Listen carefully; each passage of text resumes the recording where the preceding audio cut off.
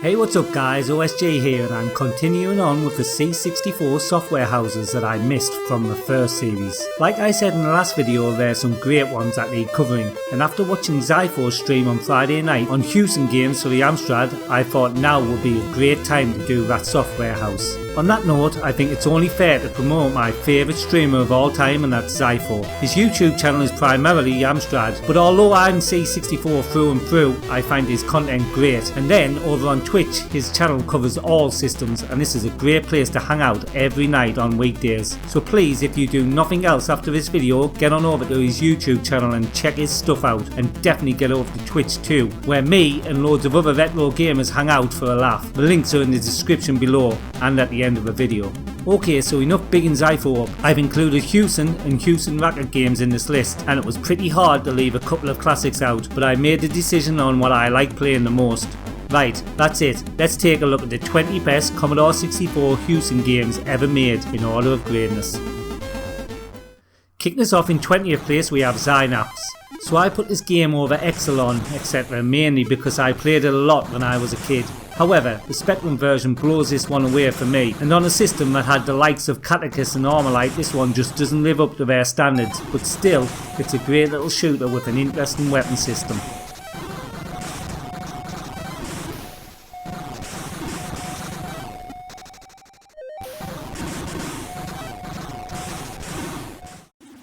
Nineteenth place is taken by Netherworld. Another shooter here, and this time it's a multi-directional scrolling shooter that for me isn't that appealing. Some of my mates loved it though, and it is great looking with super smooth scrolling, but I always found it a bit too confusing and didn't feel like a real shooter. But don't let that put you off. You, like my friends, might really like this.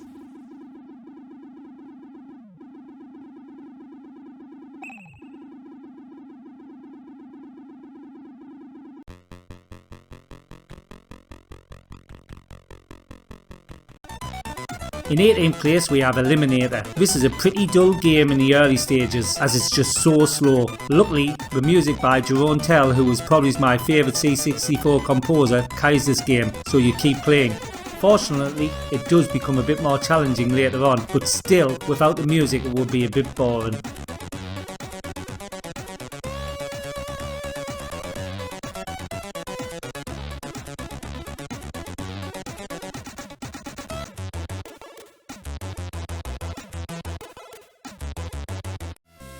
Deliverance Stormlord II was in 17th position. This is the sequel to Stormlord, which we will see in a bit. The music on this is the best bit for me, by the great Matt Gray who did Last Ninja 2. Anyway, some people like this more than the first one, but for me it doesn't offer enough difference to be better, and apart from the music it's virtually the same. Still though, if you like the first one, you'll like this.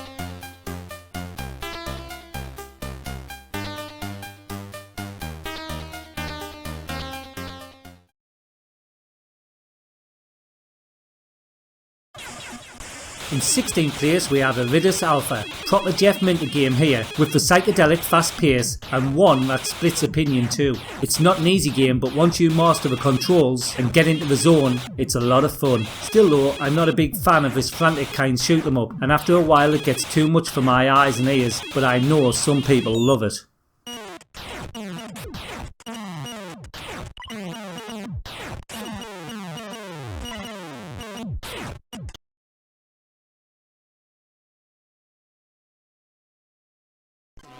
In 15th place is taken by Stormlord, the original game and for me the best of the two. I actually prefer the graphics on this one, and this was the first place outside of strip poker that I saw 8-bit boobies, or maybe that was another game that we'll see in a bit. Anyway, it's a great platform game to pass some time playing that is very nice on the eyes.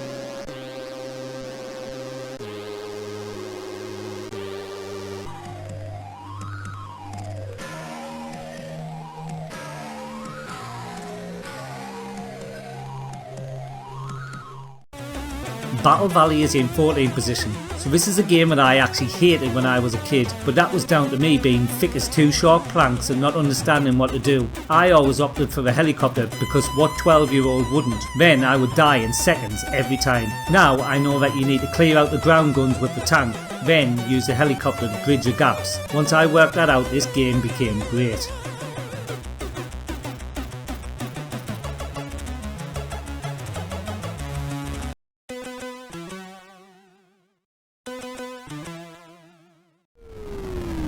In 13th place we have Alleykat. This is a weird combination between a racing game and a vertical scrolling shooter.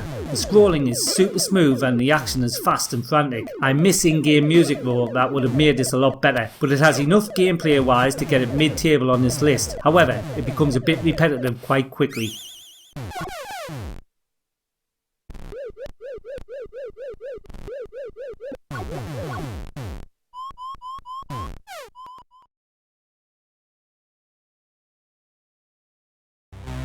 Twelfth place is taken by Marauder. This was probably the best game on Xyphoe's stream the other night on the Amstrad, and it's a great game on the C64. But the C64 Hewson games in my opinion were better than they were on the Amstrad, and that is why this is mid-table. The game is great though, and has a real Commodore meets Jackal feel to it.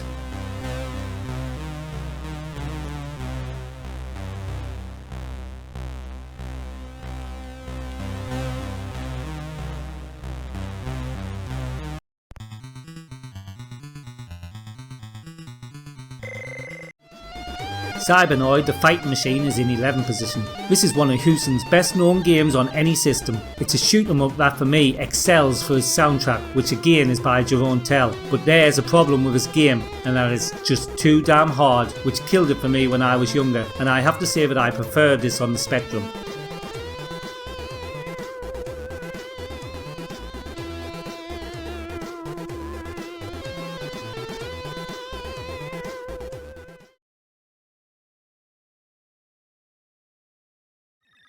In 10th place we have Cyberdyne Warrior. So this game came on a compilation of 4 games from Hewson. One game that is higher up in this list, and one impossible that just missed out but is still a good game. Anyway, value wise that makes this game brilliant, as we've got a quality platform game with super colourful graphics. Yeah, Amstrad owners, colour on the C64.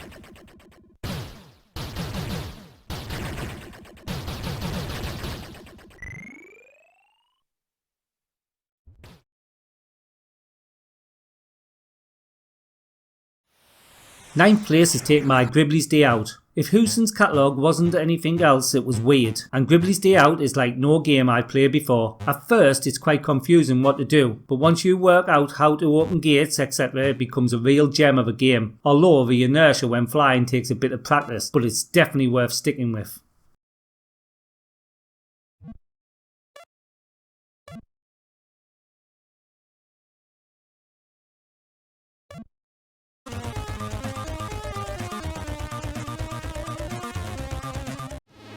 Cybernoid II The Revenge is in 8th position. The follow up to Cybernoid took everything that we loved from the first game and made it that little bit better. Well, everything apart from this one is a little bit harder than the first game, but the real reason it's here is the soundtrack from Jerome, which is one of my favourite SID tunes ever, which makes this game worth playing using a trainer so you can hear the music in full.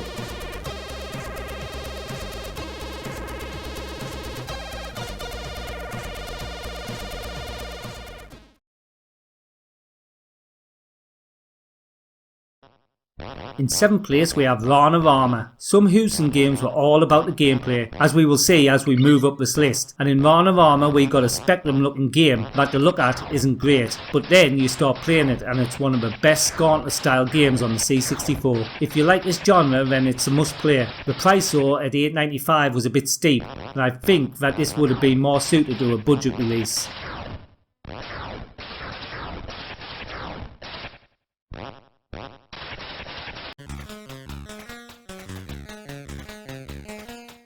Sixth place is taken by Insects in Space. What was it with Hewson and 8-bit boobies? Well, I say boobies, in this game they have gone the full Monty with the weirdest choice of a main character for a shoot 'em up ever. Boobies aside, this game is awesome, and even though I'm not a Defender fan, I actually like this game, and for the C64 it's a true classic.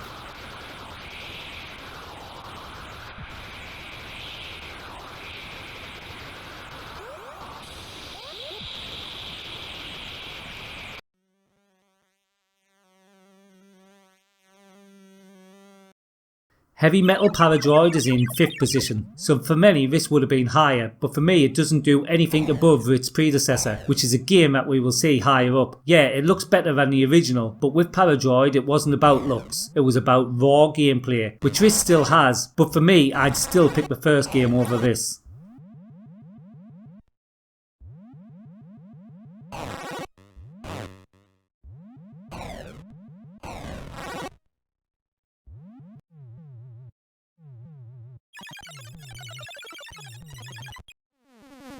In 4th place we have Uridium.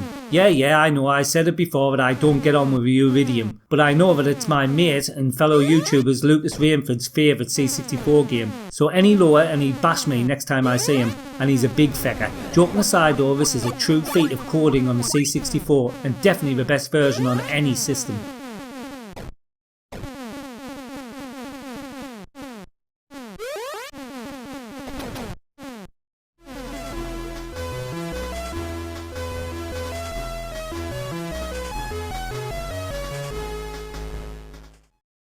Third place is taken by Zamzara. Can we just stop now and remind ourselves that this game was only $2.99 to buy, and I'm sure that I actually got free on a magazine. I mean, not only is this game probably the best budget game of all time, it's also one of the best C64 games too. It's a tough game though, but the quality is like nothing else for a price, and the speed is sensational.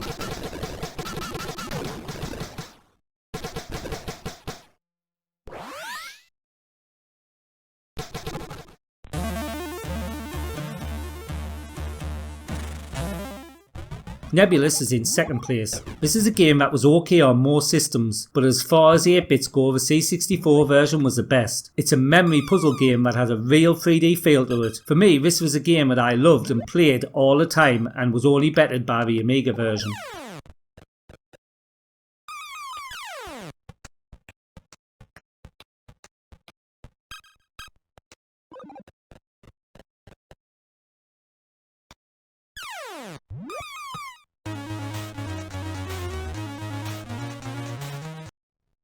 And now, in 1st place we have Paradroid. As I said in the heavy metal Paradroid clip, this one was the one that set the precedence for this genre on the C64. There are many iterations of this game, including heavy metal Paradroid, but I think for most, this will be the one that most people have fond memories of, and the one that graces the top half of every top C64 games list. Again, Hewson have proved that gameplay is king, and delivered one of the most enjoyable games on the system.